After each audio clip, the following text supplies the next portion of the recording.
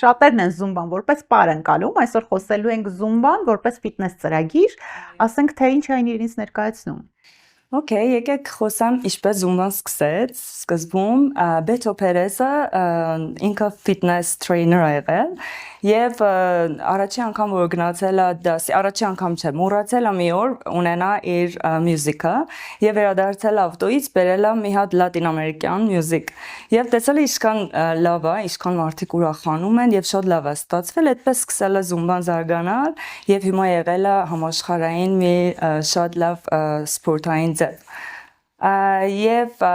զումբան հենց այս լատինամերիկյան երաժշտության եւ պարերի հիման վրա է, like salsa, reggaeton, cumbia, merengue եւ trainer-ը նաեւ կարող ավելացնել belly dance, flamenco, bachata եւ այլն, որը դա դարձնում ավելի հաճելի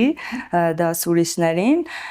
եւ բայց ոչ թե միայն պարային ֆիթնես ծրագիր է, այլ կարդիո մարզում է, որը բարձրացնում է սրտի աշխատանքը, ակտիվացնում է մետաբոլիզմը ակտիվացնում ամբողջ մարմինը, արյան շրջանառությունն է բարձրացնում եւ թթվածինը ավելի արագ է